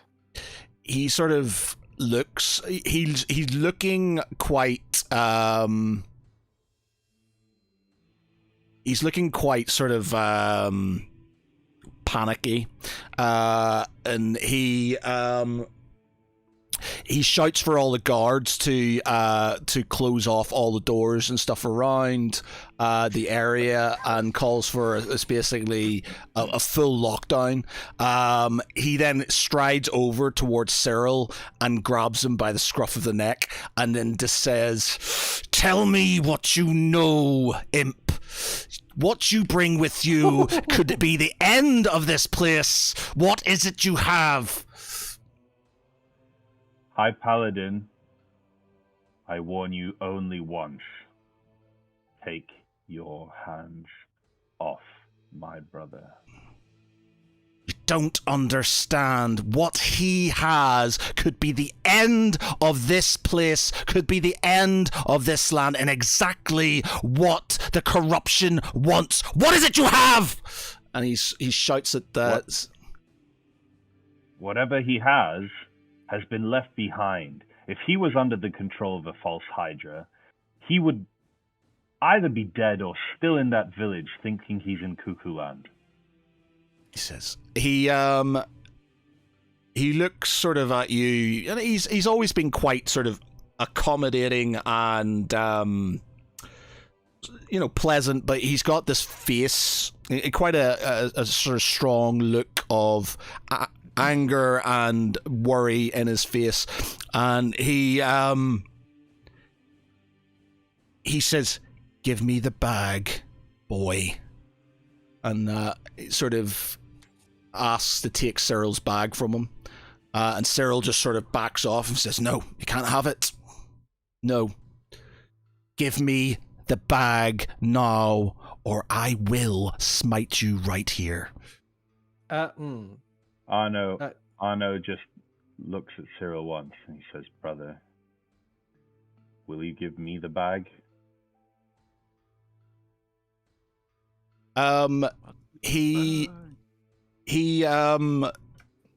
Roll me a persuasion. It's a disadvantage though.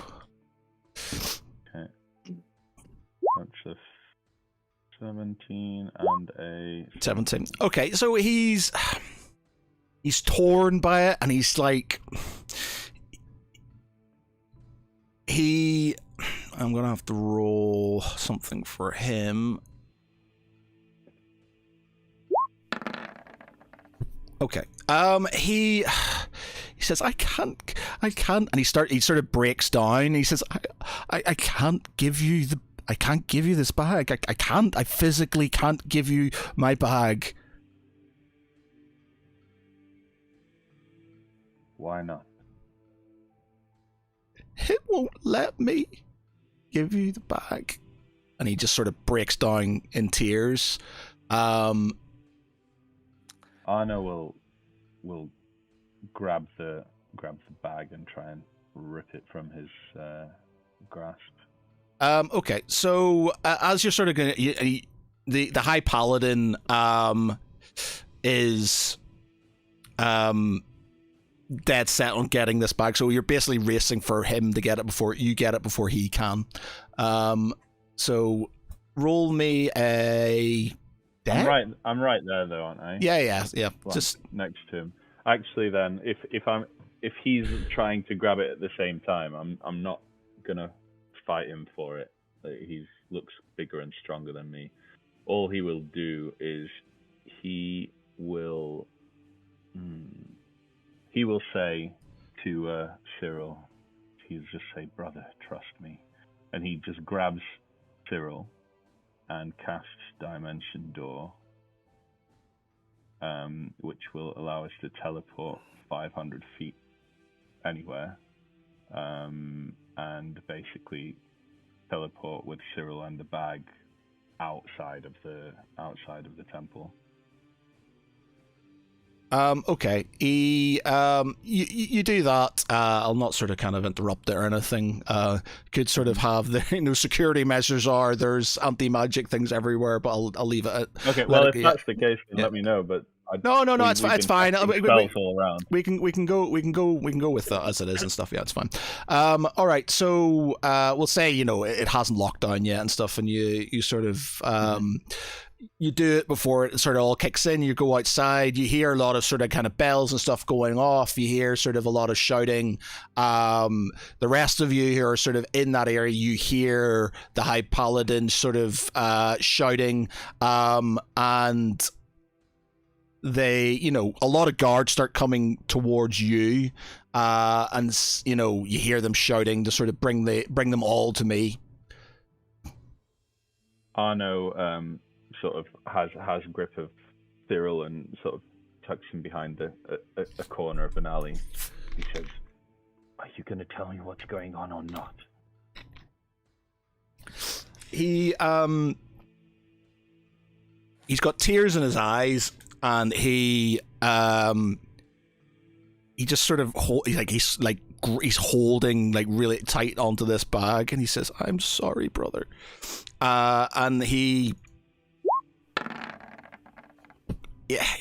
sort of he tries to sort of push you off and sort of and run off again, and you can roll me a counter strength, I guess, to see if you hold on to him or not. But I roll a dex. Yeah, roll dex. Yeah. Acrobatics or dex save? I have different mods. Well, it's technically because you're holding him, and he's just basically trying. I guess you were holding him. Well, I don't. Okay, we'll say you were. If you weren't holding, were you holding him at the time when you transported? Yeah, I was holding. Yeah, I was holding him and the bag. It'll be a strength then. So he's basically trying to sort of rip him aside. I'll do. You can do a strength, and then you can do a dex afterwards to try and grab him before he sort of he runs off. So yeah, so you 12. Yeah, so he breaks off and goes to run. So roll me a dex to see if you grab him. A save or flat? Or sleight of hand? No.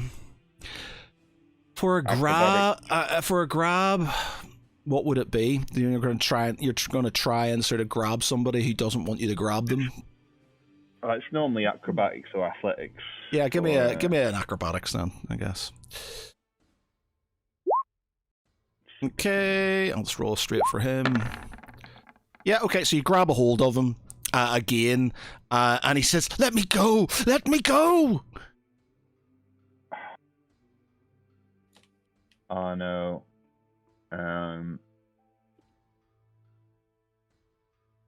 He says, "Will you trust me one more time?" I can't trust anyone.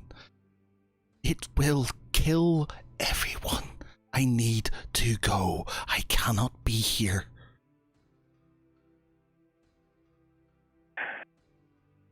Arno holds on to him really tightly.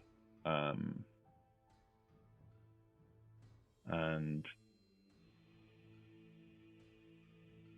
he thinks to himself that the only thing he can cast on him will hurt him significantly. And if he's not willing, he could be hurt even more. So he quickly, and I don't mean this to go in a comedic way, but he pulls out his concertina and begins to play and offers Irresistible Dance is cast. So he needs to roll a 22 wisdom save. So basically, if he doesn't get a 20, he's going okay dokie, okay dokie, okay dokie, okay. Well, he'll just his legs will start. There's your nat 20. Oh my god! There's a straight roll nat 20, and he just whatever's gripping him it has no effect on him. He then again tries to break. He gets in that one. He flails and sort of falls over when he's trying to escape from you. He's getting very agitated, very upset, very emotional, and he says, "It's for your own good, brother. Let me go." Give me the bag, Cyril. He says, I can't no, you can't have it. It's mine. God, I really don't want to do this. Do it. I'm just reading the spell. Do it. Reading the spell. Little listen.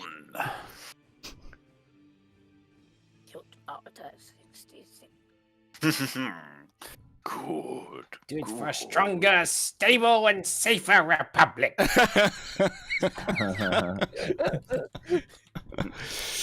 He is okay. First, Arno is going to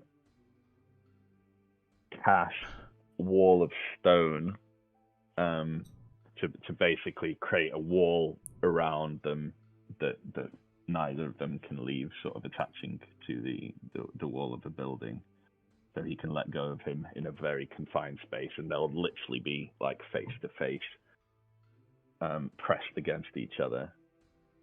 And then he will try and cast Dispel Magic on Cyril, not being healing minded or anything, just to see if that has any effect whatsoever.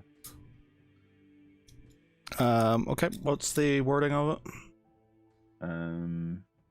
Choose one creature.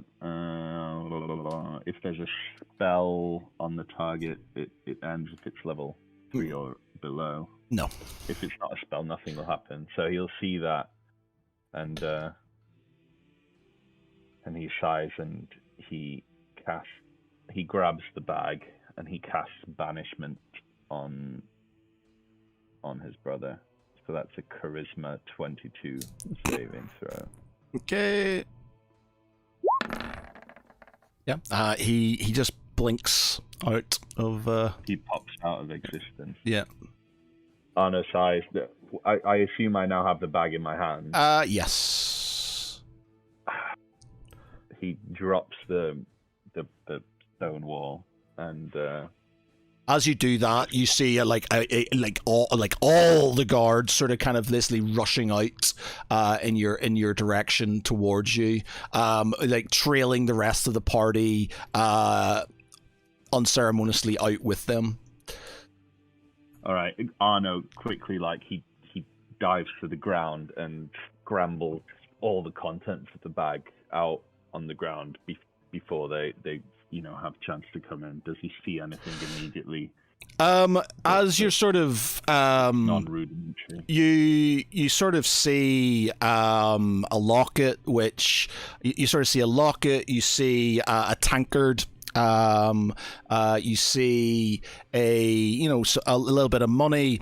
There's like this sort of like dusty type stuff that comes out with it as you sort of kind of pour it out in the ground.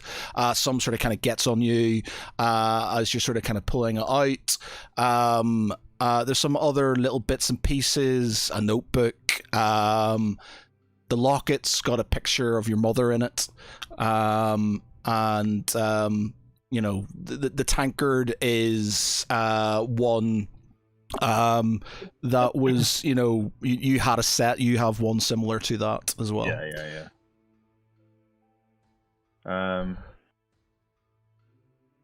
So he doesn't see anything naturally that would jump out at him as something weird.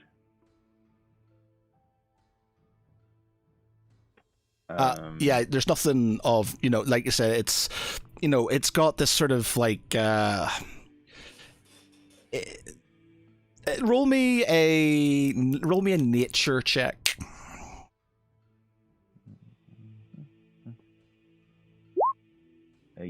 Yeah, it's like, the stuff that comes out is sort of like it's similar-ish to sort of like when dandelions the floating little thing that's sort of, it's kind of like some of that comes out with it, and some of it and there's like this pollen-y type substance as well that sort of kind of pours out on the ground. One of these things sort of starts to sort of flutter off into the air. Okay. Arno sighs and he drops his concentration on the spell, and Cyril pops back to where he was, and Arno just sort of holds his hands up in the air. He says, "Cyril, don't resist." He looks at you and goes, "What if?" He looks at you and he looks at the bag and says, "What have you done? What have you done?" And he just sort of gets down on his knees and just starts to weep uncontrollably as the rest of the guards sort of surround you, and the High Paladin strides forward and says, Take them to the cells." And the guards sort of grab you, strip you of your things. He takes the bag. They seem to be very careful around the bag, and they sort of kind of cordon it off, and then they just sort of set fire to the whole thing. Set fire to the bag, set fire to everything in that vicinity, everything around it, including your locket and the locket and the mug. As he's doing this, Cyril just screams in sort of anguish and agony.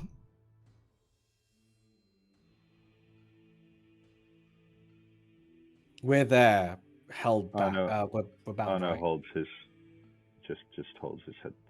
head down, kind of trying to drown out Cyril's screaming and sort of deal with the sadness of, seeing some of those items being burned, and just thinks in his head, like, this was not necessary. Are we there though? By the way. Yeah, you're there. You're not. You're not quite under arrest, but you've been trailed out, and you're surrounded by a lot of very powerful looking guards. Niasil's just sort of, as he is. There seems to be, they're aware. The High Paladin seems to trust him, and he's just sort of standing there looking at everything very strangely. At this point, Gadden would have already volunteered to sheath his weapons or give the weapons away, whatever it is, and during that time he would have basically been thoroughly trying to counsel the High Paladin on how to deal with this. And he would have said along the lines of how, in particular, family needed to handle any rift before you would intervene. Before you sort of carry to, he looks at you and you see a side of him you've not really seen. He says, "You forget your place, Brother Gadden. This is something I am aware of. This is something I know of its destructive capabilities. This halfling has put this entire place, this entire this entire temple at risk, and the fate of this war by bringing it with him.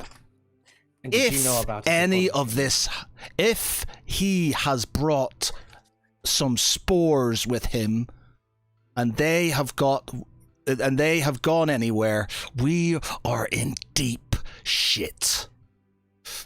Oh, don't you think and you forget who I am, and study cleric. We can't lose our cool, High Paladin. We cannot. You don't understand. I have thousands of lives at stake, and this halfling is the reason before it. And you, and he points at Arno and says, I trusted you, and you have endangered everybody here. You trusted me, and then you lost that trust. that I had for you when you put your hands on my brother. If there is something that you wanted, you could have said it. But I put only one thing first, and that is not you. It is not a crusade. It is not the corruption. It is not the quest. It is family. That's all I needed to hear. Take him away. And the guards sort of come up and grab you and start taking you off and taking your brother off as well. Then in that case, High Paladin, permit me to start supporting your forces and doing the best that we can. And myself and Barty, we're going to suggest casting Forbiddance on in the temple.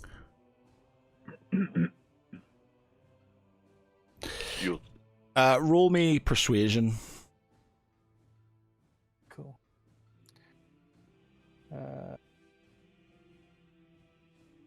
Persuasion. This is gonna be crap. Hey. Yeah. He's, you know, he sort of looks at Niasil, and Niasil just sort of nods his head, and he says, Brother Gadden, I apologize for being short with you. I would appreciate any help. You have to understand this is a very serious situation. I have not done this with any. What am I trying to say? Malice. Any malice. You have to understand the lives and the fate of this war is dependent on this temple and all forward bases, and these halflings have created a situation which we may not be able to extricate ourselves from. He puts his hand on the High Paladin's shoulder and sort of knowingly gives him a sort of a look of understanding and compassion and empathy, and he says, I'm a foreigner in this land. I don't owe you or your country or anybody else in this land anything. Yet I lay my life because I've made a bargain, and a bargain that supersedes all good. I know what I have signed up for. I know what we are capable of doing, and we must have faith that we can combat the corruption not with anger, but with courage. So we can do this, but we must compose ourselves and do what we are trained to do, lest anger get the better of us and corruption find its way in. This is what we're being taught to do, and this is why I sought to counsel you in doing anything further rash. And I don't know if the bag itself here is going to be the source, is the only thing we have to worry about. So that's why initially I wanted to go and heal and restore what was, Cyril's condition and find out more. In any case, let me get to my work. And Barty, if you don't mind, I could do with some assistance. And let me work my magic along with all the rest of your forces. Yeah. When you have time, can I speak to Arno? He looks at you and he says, I will have some of my he's basically got some high level magic users sort of in an area, just sort of to make sure there's no any shenanigans going around, and they're sort of, you know, they're basically, they know how strong Arno is, or you know how good he is with his magic, so he's very aware that he needs to be kept in a place where he can't do anything that might potentially jeopardize the place again. So he puts sort of guards on Cyril, and these hooded armored guards sort of surround Arno, and they don't sort of grab him or anything like that. They just sort of put out, one of them just puts out their hand and sort of beckons them to move on with them. If I do go, I'd like to bring Niacel. And as Niacel is more than capable, as you can see, of being a person, you think, if it comes to it. And I'm also happy to wear an anti-magic amulet around. So he says, "That's a good idea," and he says, he turns to Brother Matthias and says, "Cleric, yes, my lord. Yes, my lord. Get me some anti-magic amulets from the storehouse, please." And he says, as you wish. Okay, yeah, no problem. I'll be right back. And he sort of charges off to sort of get these. He's back, about 10, 15 minutes later with, 2 or 3 of them, sort of sticks one on Arno, sticks one on you, and they put one on Cyril just on the off chance. And, they bind their hands behind their back.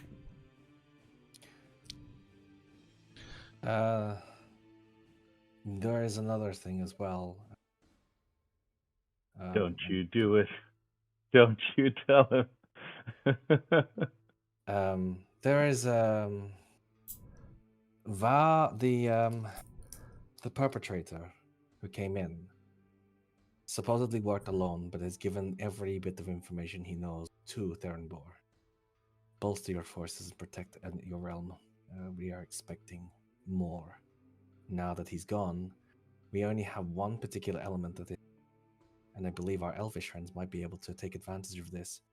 But we're running out of time now. Otherwise, we will end up losing our opportunity to strike and use Kiamat Redscale's power against Thernbor. But we have technically the likeness and ability to infiltrate Thernbor's ranks.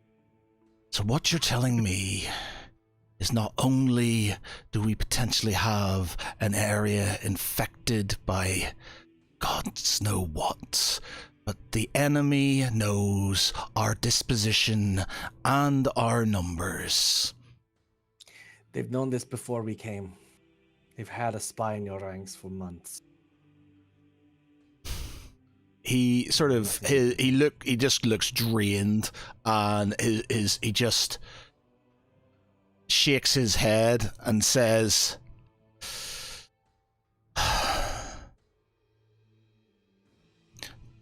he just shouts, "Double the guards!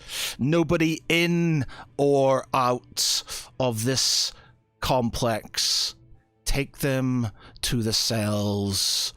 I will be with them directly to interrogate."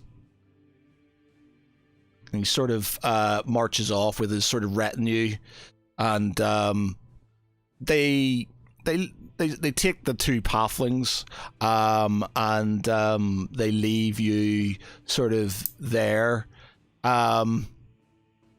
sort of unmolested. Niacil looks slightly conflicted on what he should be doing, but he kind of wants to follow Arno, but sort of looks at you, Brother Gadden, and just sort of gauge your sort of, You want to go with him. He just looks. He doesn't know if he's quizzically, but he's not sure as well. Do you say that to him, by the way? Yeah, he does. Something within me feels like I have to. Is that Niasul or is that Gregor talking? He sort of shakes his head. I have no idea, but I feel like I should go. Okay. You are your own master at the end of the day, but should you seek counsel, come back to us. We are your friends, but so is Arno. So he sort of walks behind the sort of hooded armored guys, and with Arno and Cyril sort of bound and behind their back and sort of walking on, and he sort of follows them into the sort of the main sort of central complex of the temple. Right, does anybody, because it's 11 o'clock now, does anybody want to do anything do anything before we sort of kind of call it for the night? Just one last thing with the party, I guess. Now that he turns around and he looks at everybody else, I imagine that we would go. Time to go. I imagine that we would go in to the citadel and just the temple and just like hang around rather than just hang outside, considering that there were spores that were potentially there. Or did the party see the spores? No, they. Okay, what I'll do is, will I not have been the only one to have seen that but not understand it? Yeah, you don't understand. I mean, you're sort of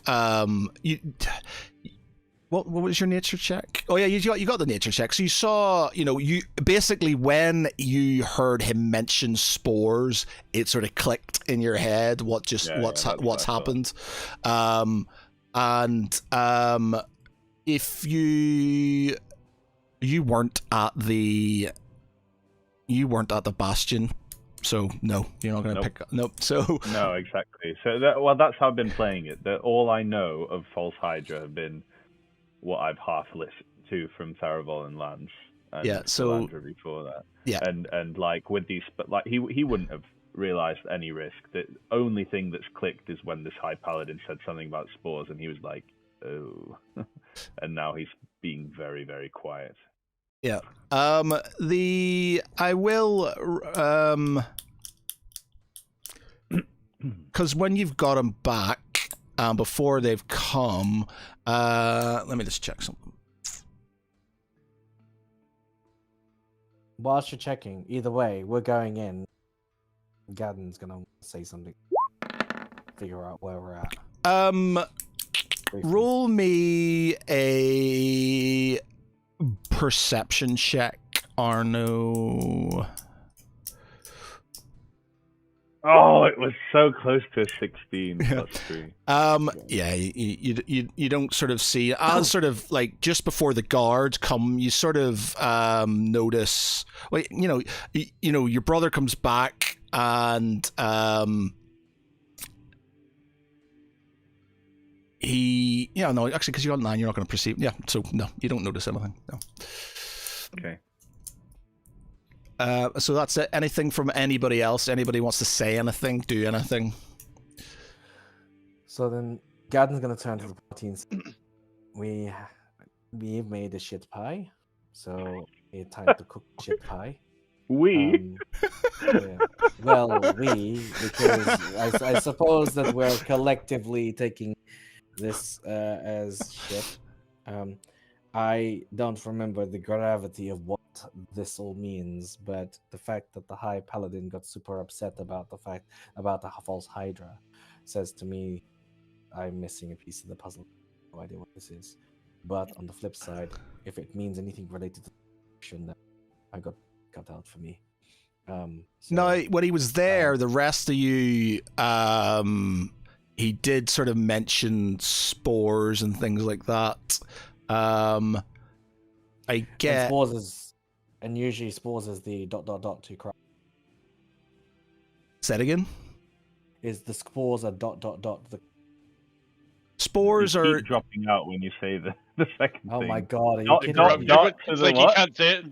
Yeah, it's like Agatha. No, I'm saying They ... Voldemort. as in dot, like the dot. Yeah, but you said ... to Yeah. the and then Oh, yeah, we didn't hear the second So part. ever. That's funny. the full cider is sort of floral, you know, in a certain way, and it sort of has sort of.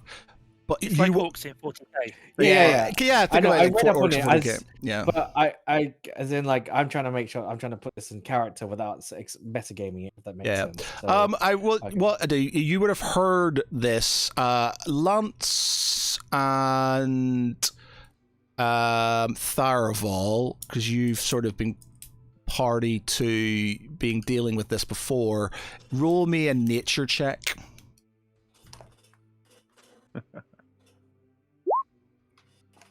Oh God, what have I done? Oh, Oh. Yeah. I'm sorry, Terrible. guys, but that's what Arno would have done. Oh. Well, okay. Freya was a nice place once. 15. Good. You made it to level 15, guys. It's all right.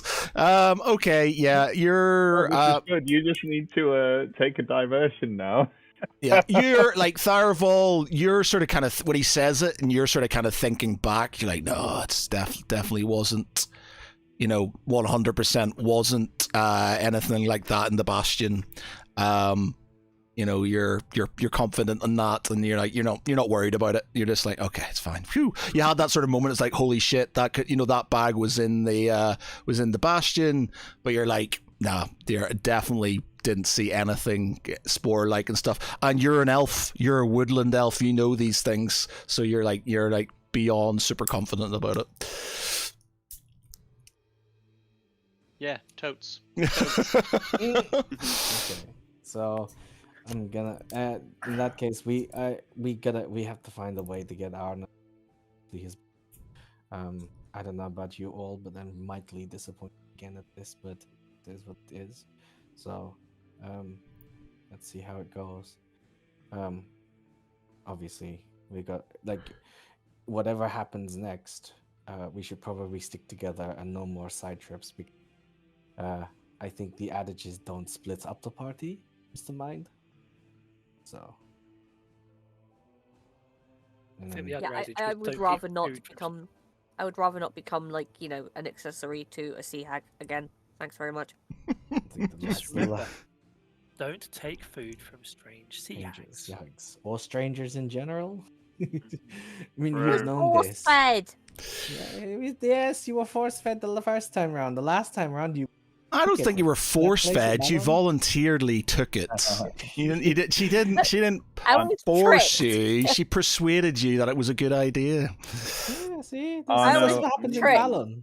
As Arno walks, he'll just try and sort of snap his fingers and try and cast light on, on his cloak or stuff to see if the magic is truly suppressed. Yeah, nothing happens. You sort of, as soon as it's on, you are completely incapacitated when it comes to your sort of magical abilities. All right. He then just looks at the floor and walks along, and he just sort of mutters, "Kiri, if you're listening, really use your help." You. And that's where we'll end it for this week. Yeah. Well, I was going to That's say it. you hear a voice going, you see as you sort of kind of whisper, you see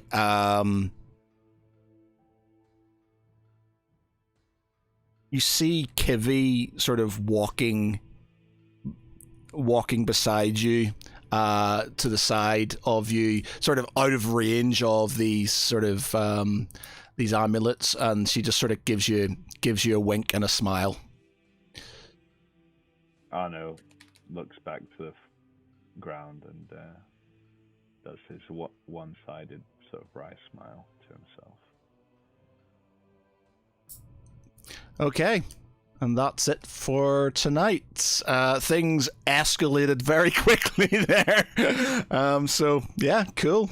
Great Good storytelling. cliffhanger, we're getting really good cliffhangers on these episodes. Yeah.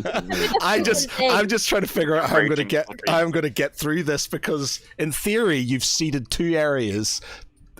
with this, and it's not going to. If I do it, it's not going to be the same old sort of one we've done before. It's going to have to be something different. But yeah, I'm going to have to think. We leave that to you. Yeah.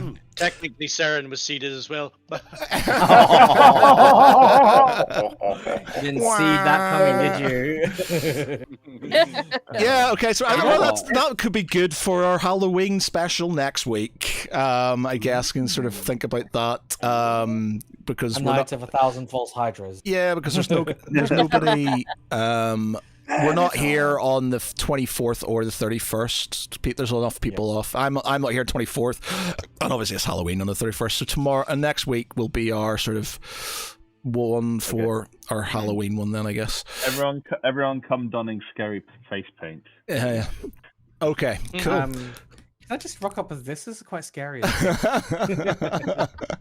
Lance, you'd kind of you'd suit one of those Uruk-hai hands over your face. Mudflesh. Find the halflings! Find the halflings!